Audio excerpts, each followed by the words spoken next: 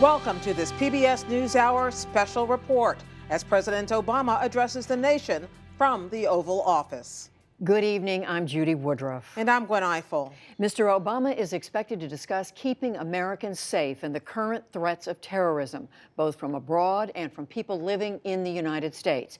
It's only the third time he's spoken to the American public from the Oval Office. Both previous instances were in 2010, when he announced the end of combat operations in Iraq and discussed the oil spill in the Gulf of Mexico.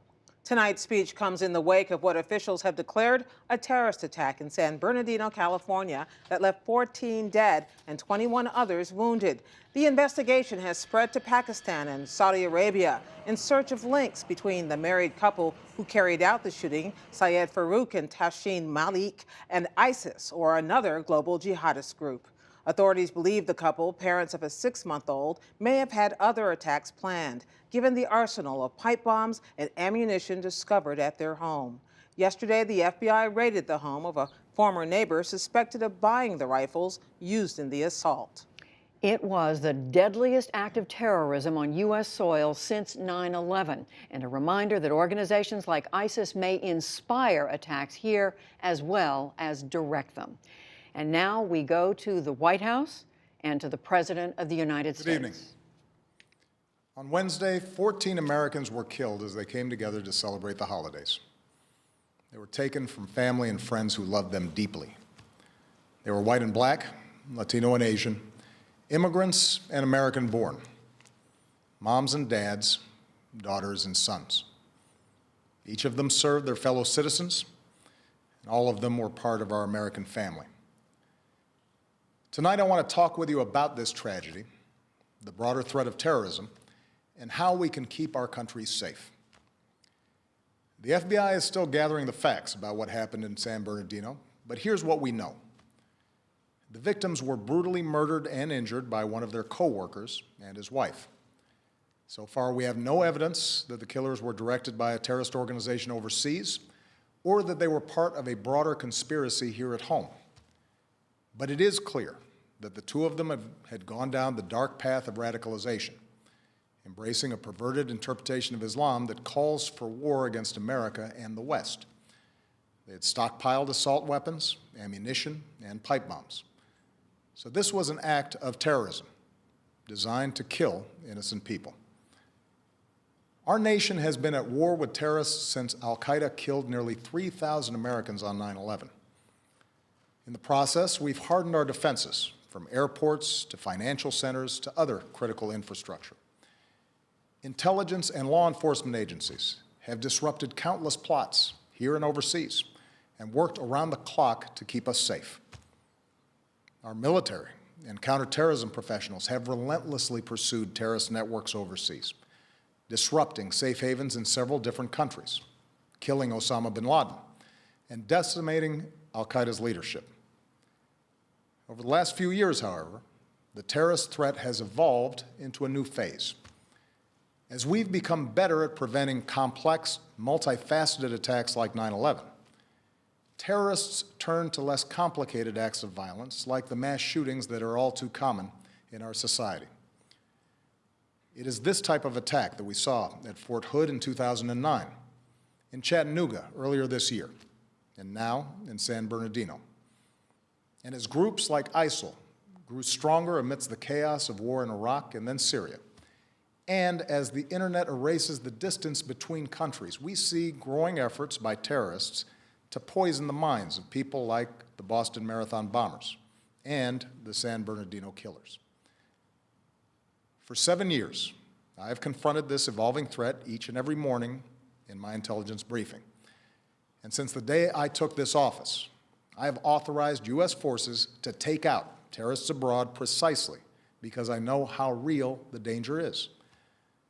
As Commander-in-Chief, I have no greater responsibility than the security of the American people.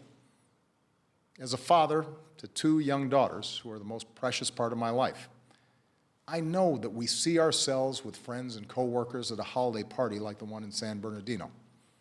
I know we see our kids in the faces of the young people killed in Paris. And I know that after so much war, many Americans are asking whether we are confronted by a cancer that has no immediate cure. Well, here's what I want you to know. The threat from terrorism is real, but we will overcome it. We will destroy ISIL and any other organization that tries to harm us. Our success won't depend on tough talk or abandoning our values or giving in to fear. That's what groups like ISIL are hoping for.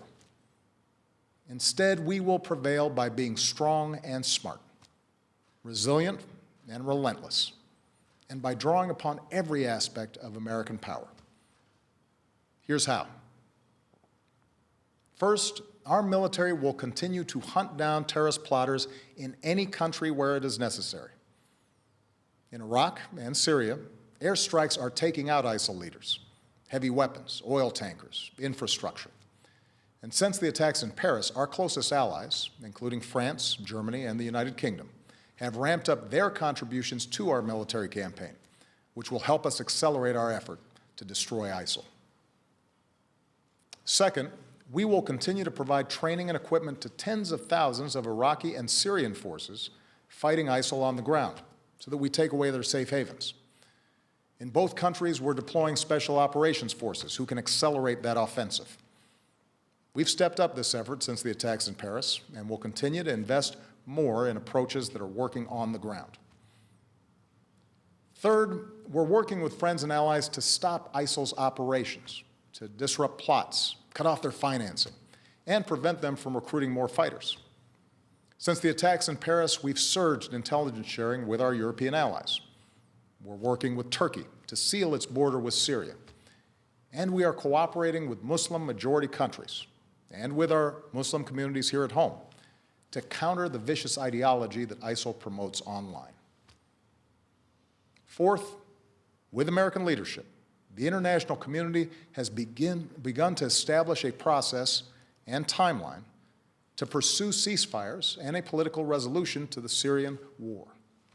Doing so will allow the Syrian people and every country, including our allies, but also countries like Russia, to focus on the common goal of destroying ISIL, a group that threatens us all. This is our strategy to destroy ISIL. It is designed and supported by our military commanders and counterterrorism experts, together with 65 countries that have joined an American-led coalition. And we constantly examine our strategy to determine when additional steps are needed to get the job done. That's why I've ordered the Departments of State and Homeland Security to review the visa waiver program under which the female terrorist in San Bernardino originally came to this country. And that's why I will urge high-tech and law enforcement leaders to make it harder for terrorists to use technology to escape from justice. Now, here at home, we have to work together to address the challenge. There are several steps that Congress should take right away.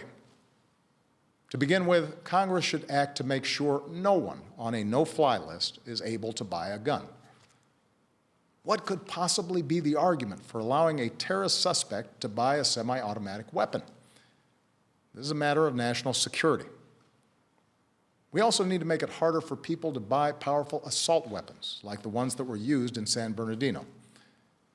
I know there are some who reject any gun safety measures, but the fact is that our intelligence and law enforcement agencies, no matter how effective they are, cannot identify every would-be mass shooter, whether that individual is motivated by ISIL or some other hateful ideology. What we can do, and must do, is make it harder for them to kill. Next, we should put in place stronger screening for those who come to America without a visa so that we can take a hard look at whether they've traveled to war zones. And we're working with members of both parties in Congress to do exactly that. Finally, if Congress believes, as I do, that we are at war with ISIL, it should go ahead and vote to authorize the continued use of military force against these terrorists. For over a year, I have ordered our military to take thousands of airstrikes against ISIL targets.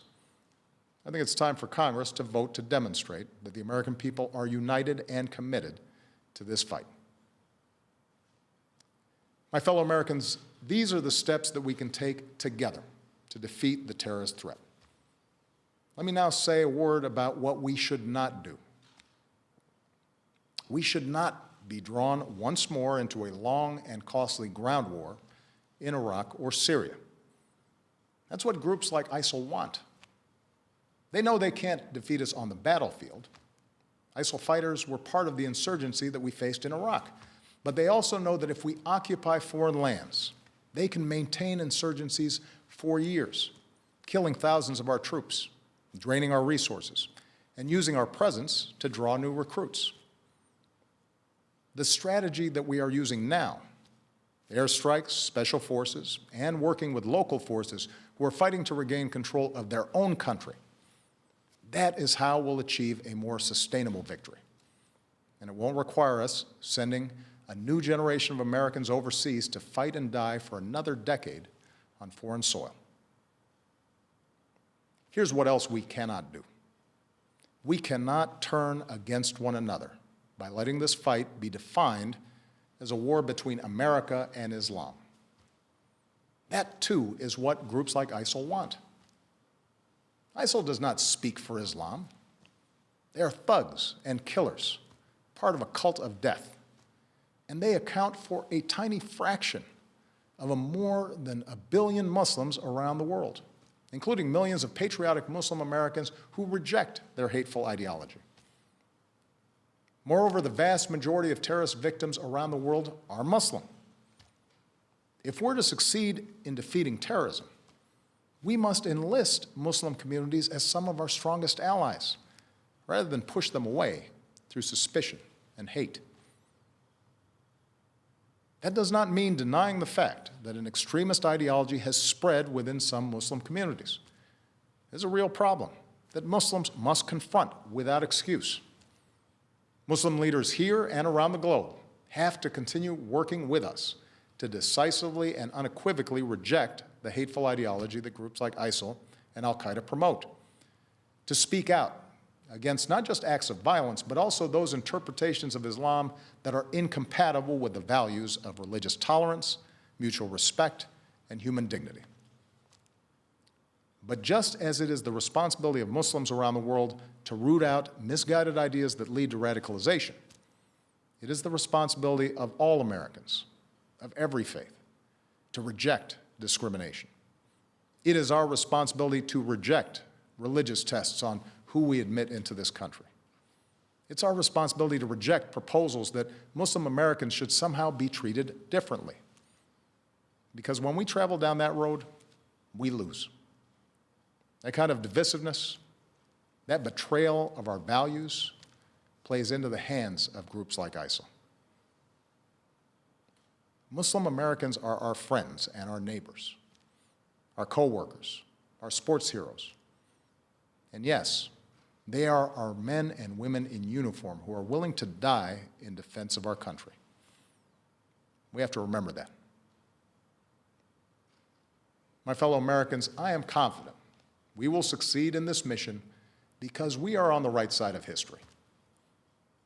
We were founded upon a belief in human dignity, that no matter who you are or where you come from or what you look like or what religion you practice, you are equal in the eyes of God and equal in the eyes of the law.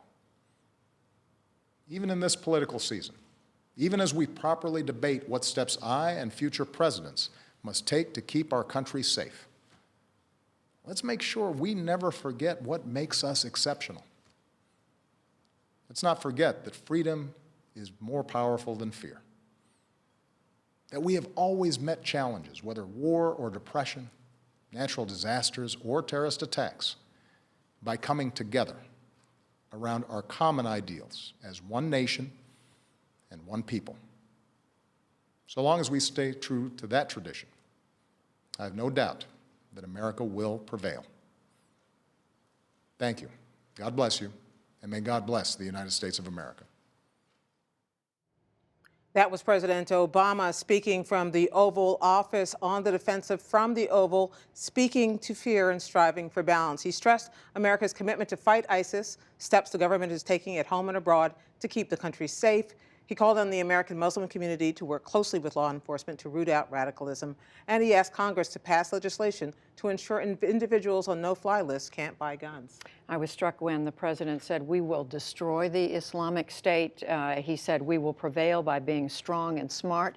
He talked, as you suggested, about taking the fight to where they are in Syria and Iraq, but he also talked about steps the United States needs to take to keep individuals in this country from becoming radicalized. And I think notably there at the end, he called on the Muslim American community to, on its own, look for radicals in its midst. But as you heard him say at the end, Muslim Americans are our friends and neighbors. They are not people for us to fear. Sounded a lot more like George W. Bush than like the presidential candidates running now. Exactly.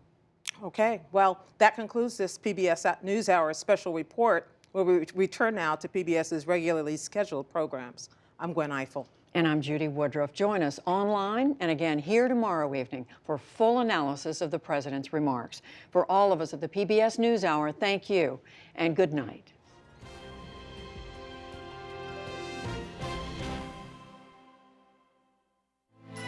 You're watching PBS.